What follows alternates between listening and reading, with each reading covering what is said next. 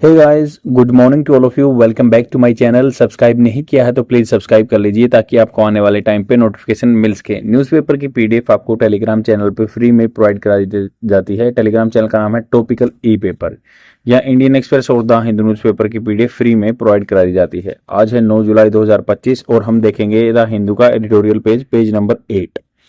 यहाँ पे एक आर्टिकल छपा है जिसमें बात कर रहे हैं क्विक फिक्स। तो इसमें एडिटर अपने पॉइंट ऑफ व्यू रख रहा है विद रिगार्ड टू दी अनुसंधान नेशनल रिसर्च फाउंडेशन एक है जो कि R&D इंडिया में रिसर्च एंड डेवलपमेंट पे फोकस देती है।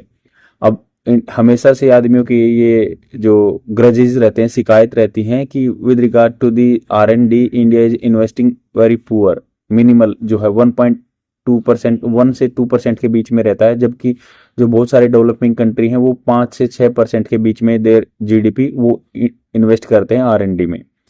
तो यहाँ पे बात करेंगे हम, जो आपकी स्पोकन इंग्लिश भी सुधरेगी क्योंकि यहाँ पे बहुत सारे वोकेबलरी वर्ड्स आएंगे, सेंटेंस स्ट्रक्चर का आपको पता चलेगा, पैसिव फॉर्मेट क्या होता है, डायरेक्ट इनडायरेक्ट क्या होता है, ये एग्जाम पर्सपेक्टिव से बेनिफिशियल रहते हैं।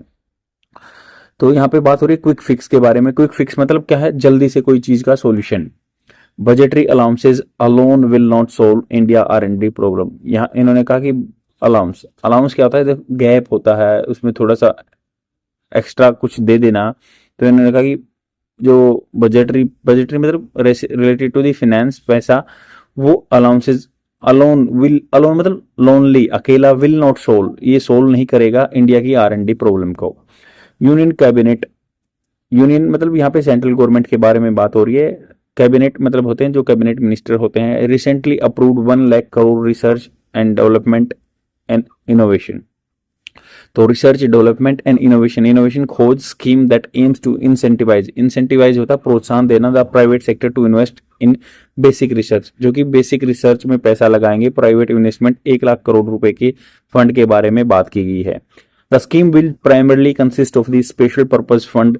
तो स्पेशल पर्पज फंड मतलब किसी विशेष काम के लिए कुछ पैसा। स्कीम में क्या है? प्राइमरली, मुख्य रूप से, कंसिस्ट, इसमें सम्मिलित होगा स्पेशल पर्पज फंड एस्टैब्लिश्ड, जो कि एस्टैब्लिश किया गया था। अब की सेकंड फॉर्म पास्ट टेंस की बात है। विद इन दी अनुसंधान नेशनल रिसर्च फाउंडेशन, ANRF के अंदर ही ये जो पैसा पहले से ही बताया गया था। Which will act as a custodian of the funds. Custodian मतलब ये अनुसंधान नेशनल रिसर्च फाउंडेशन एक संस्था है, इसके पास पैसा रहेगा, ये कस्टडी करेगा, ये सुरक्षा करेगा उस फंड का। The funds will be in the form of low interest loan. यहाँ पे कम इंटरेस्ट पे लोन मिलेगा फंड में 1 लाख करोड़ का। जो प्राइवेट इन्वेस्टर्स हैं उनको the ANRF is conceived as, conceived मतलब इनको माना गया इंडिपेंडेंट इंस्टीट्यूशन बॉडी। मतलब कंसीव जैसे क्या होता है, मतलब बच्चा, लेडीज कंसीव होता है ना, तो कंसीव मतलब इसको माना गया था, कंसीडर किया गया था, ये इसको बनाया गया था as a independent institution body, अपने आप में स्वतंत्र जो संस्था बनाई गई थी। With oversight by science ministry. With oversight मतलब इस पे निगरानी कौन रखेगा? Science ministry. टू एलोकेट, जो कि एलोकेट होता है किसी को वितरण करना फंड को, for basic research and to incentivise private sector participation in the core research. Core research में जो है बेसिक होता है, जैसे बोलते हैं ना कि अप्लाइड साइंस होता है, जो मतलब आपका फिजिक्स का कोई या केमिस्ट्री का कोई भी गुण है जो आपकी पर्सनल लाइफ में इंप्लीमेंट हो रहा हो, अप्लाइड साइंस। बेसिक साइंस जो इसकी बेसिक होती है, जो मान लो कोई भी साइंस का टॉपिक है वो बेसिक, उसके बारे में मूलभूत जिसका यूज होता है अपनी लाइफ में। The involvement of the ANRF here, जो इन्वॉल्वमेंट है इसका मिला हुआ होना, इसमें सम्मिलित होना। ANRF here is a novel move. Novel मतलब नोविस या नया, बिल्कुल नया है। As the newly created organisation is meant to be मतलब ये इस काम के लिए बनी थी। इक्विवेलेंट बराबर of a single window clearance. Single window मतलब बार बार आपको हर विंडो पे क्लियरेंस के लिए, अपने काम के क्लियरेंस के लिए नहीं जाना पड़ेगा, एक ही जगह पे काम हो जाएगा। Mechanism for funding research and development for universities and academic institution. तो ANRF से ही डायरेक्ट एक बार क्लियरेंस लेके यहाँ पे पैसा लगा दिया जाता है। It is expected to get about 70% of its budget from private sources. तो यह आशा की गई है। इट इज ऑल्सो एक्सपेक्टेड किया गया है टू गेट, ये प्राप्त करेगा अब लगभग 70% है its budget from private sources in sum through the RDI and ARF। Sum मतलब समरी करेंगे था through the RDI research and develop innovation या ANRF। The government is looking to stake the bold claim. Stake होता है दावा करना, bold साहसी दावा, that it has played its part and, इसने अपना काम पूरा कर दिया है। And that it is now up to private sector to come forward and reverse the ratio from where government today accounts for about 70% of India R&D spend. तो इन्होंने कहा कि भाई अब गवर्नमेंट तो बोल रही है, इन्होंने दावा कर दिया, इन्होंने अपना जिम्मा पूरा कर दिया कि हमने तो पैसा लगा दिया, प्राइवेट सेक्टर पे डिपेंड करता है, वो आएंगे और रिवर्स कर देंगे, उल्टा कर देंगे जो रेशियो चला हुआ ना फ्रॉम दी वेयर गवर्नमेंट, मतलब 70-30% का रेशियो चला हुआ है, मतलब गवर्नमेंट 70% लगाती है, प्राइवेट सेक्टर 30% लगाते हैं। तो अब ये प्राइवेट सेक्टर का डिमांड है कि वो जो रिवर्स कर देंगे जो अकाउंट्स है 70% of India R&D spend. However already incipient, inception मतलब जो स्टार्टिंग में होता है, या इंसिपिएंट इन दी गवर्नमेंट टाल एम्बिशन, तो ये स्टार्टिंग है जो कि टाल बहुत लंबा एम्बिशन है गवर्नमेंट का। आर ट्रेसिस, ट्रेसिस मतलब जो इसके रिमेन्स बचते हैं, of what has caused previous such scheme to falter, falter मतलब डगमगाना। तो हालांकि जो स्टार्टिंग से ये पता चल रहा है कि गवर्नमेंट के जो बड़े बड़े एम्बिशन है ना, ये सब ट्रेसिस हैं, कुछ बचा कुचा है, जो कि पहले से ही ऐसे कुछ फाल्टर स्कीम हुई थी, डगमगा गई थी। The first of is conservatism, conservatism मतलब किसी को नए इनोवेशन को न लेना, जो प्री एस्टैब्लिश स्ट्रक्चर है उसी को मान लेना। It turns out, turns out मतलब इसका रिजल्ट हुआ, रिजल्ट होता है that a condition for availing funds is that only products that have reach a certain level of development market potential what are the called technology readiness level projects. तो क्या ये result बना है कि ऐसे कंडीशन होगी अवेलिंग फंड, जो पैसा अवेल करना, इज दैट ओनली प्रोडक्ट, जो अकेला प्रोडक्ट जो कि एक सर्टेन लेवल ऑफ डेवलपमेंट पे पहुंच गया, मार्केट की जो क्षमता है, और व्हाट कॉल्ड टेक्नोलॉजी रेडीनेस, ये टेक्नोलॉजी रेडीनेस बन गई है, level 4 projects would be eligible, होंगे eligible. There are 9 TRL levels. तो टेक्नोलॉजिकल रेडीनेस लेवल ये है कि कोई प्रोजेक्ट है उसकी ये गवर्नमेंट देखती है कि भाई ये टेक्नोलॉजी अडॉप्ट करने के लिए प्रोजेक्ट है कि नहीं है। तो ये कह रहे हैं कि ये जो टर्नआउट का रिजल्ट ये बन गया कि एक कंडीशन होगी अवेलिंग फंड्स, आदमी फंड को अवेल करता है, इज दैट ओनली प्रोडक्ट, अकेला वो product that have reach a certain level, कुछ एक लेवल पे पहुंच गया डेवलपमेंट पे, एंड मार्केट पोटेंशियल, जिसमें मार्केट की क्षमता है, मार्केट में डिमांड की क्षमता है, और what called the technological readiness level projects would be eligible, यही एलिजिबल होंगे फंडिंग के लिए जो TRL लेवल चेक करेंगे। There are 9 TRL level, 9 level है। ए हायरार्की, हायरार्की मतलब जैसे एक पहले नीचे लेवल का फिर ऊपर लेवल का, सेम ऐसे ही हायरार्की बन गई है वंशावली टाइप में। That was first conceived by the United state, ऐसे ही मतलब सेम ऐसा कंसेप्ट यूनाइटेड स्टेट के जो नासा ने है 1970 में अपनाया था। TRL 1 technological readiness level 1 represents a basic level of research, जो बेसिक लेवल की रिसर्च करेगा, मूलभूत आधार की रिसर्च करेगा। TRL 11 is a state of advance readiness, जो एडवांस लेवल की करेगा। TRL 4 appears to be an arbitrary decision, arbitrary होता है जो असमंजस में फंसा रहता है, to support any promising research that has promised half way, जो कि दो सपोर्ट करेगा एंड प्रोमिस रिसर्च करेगा that he progress half way, मान लो किसी काम में प्रोग्रेस आधे में चली गई है तो वो TRL 4 लेवल में आ जाएगा। वर देर सच ए मैजिक सोर्स, तो क्या ये राइटर पूछ रहे हैं क्या ये ऐसा कोई, वर देर सच ए मैजिक सोर्स, क्या कोई ऐसा एक मैजिक पेस्ट है या सोर्स की तरह है।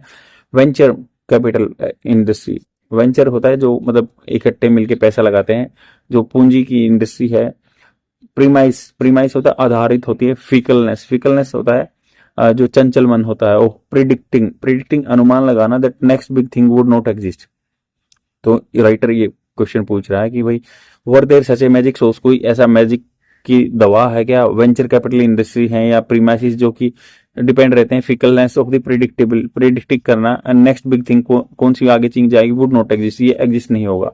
The scheme also seems to forget that technology advance countries have come become what they are because of their military industry complexes. तो इन्होंने कहा कि जो स्कीम है ना, ये ऐसे प्रतीत हो रहा है कि टू फॉरगेट, ये भूल गई है कि टेक्नोलॉजी जो एडवांस कंट्री हैं हैव बिकम, वो बन चुके हैं, what they are because of their military industry complexes, जो मिलिट्री के फील्ड में उन्होंने एडवांसमेंट किया, इंडस्ट्री की है, उनकी वजह से है। Where the spectre of the war, spectre होता है मतलब एक दैत्य टाइप में कोई बुरी बात जो होती है। Where the spectre of war incentivize the development of technology that is risky and expensive but over time many prove to be immense civilian value. तो इन्होंने कहा कि जो हमेशा ही एक लड़ाई का जो भूत है वो मंडराता रहता है, इंसेंटिवाइज, ये प्रोत्साहन करता है डेवलपमेंट करने के लिए टेक्नोलॉजी जो कि रिस्की है, मतलब कह रहे हैं कि मिलिट्री के फील्ड में इन्वेस्टमेंट हो रहा है जो कि रिस्की फील्ड है, इसलिए वहां पे जरूरत हो रही है, तो एक्सपेंसिव का खर्चा भी आता है। ओवर टाइम क्या है, many prove to immense civilian value, तो मैनी मे प्रूव, शायद हो सकता है कि ये immense civilian value, civilian value मतलब सिविलियन जो प्रोजेक्ट हैं उनको इतना फंडेड नहीं किया जा रहा है as compare to the defence जो R&D है। डिफेंस R&D में पैसा लगाया जा रहा है क्योंकि एक हमेशा देखते घूमता रहता है कि भाई लड़ाई हो सकती है। एग्जाम्पल्स आर द इंटरनेट और ग्लोबल पोजिशनिंग सिस्टम या GPS जो बोलते हैं हम यूज करते हैं USA का, ऐसे ग्लोनास वगैरह या इंडिया का है, या फिर नाविक सिस्टम है इंडिया का जो डिफेंस पर्पज के लिए यूज होता है। तो इन्होंने कहा कि जो वैसे प्रोजेक्ट हैं जैसे GPS है या इंटरनेट है, India continues to haemorrhage scientist, haemorrhage मतलब इनको सिर दर्द देता रहता है, हैमरेज होता है ब्रेन की जो दिक्कत होती है, haemorrhage scientist to the west due to the lack of opportunity, commensurate होता है इक्वल करना, बराबर करना विद देयर ट्रेनिंग। तो इन्होंने कहा कि इंडिया का कंटिन्यू ये दिमाग में रहता है कि साइंटिस्ट के कि वेस्ट जो है due to lack of opportunity, उनके पास अपॉर्चुनिटी रहती है सेम बराबर, जो ट्रेनिंग भी नहीं रहती। Finally it lacks A deeply skilled manufacturing sector. तो अगर सभी चीजों का रिजल्ट देखें ना तो यहाँ पे क्या है, स्किल्ड मैन्युफैक्चरिंग सेक्टर नहीं है दैट कैन मेक प्रोडक्ट्स, जो product that scientist conceive of, जो साइंटिस्ट सोच सकते हैं। Budgetary allowance can not overnight fix that which requires major surgery. तो ये कह रहे हैं कि बजटरी जो अलाउंसेज है वो हमेशा ये नहीं कि जल्दी से फिक्स कर देगा, जो मेजर सर्जरी मतलब बड़े काम के लिए चाहिए।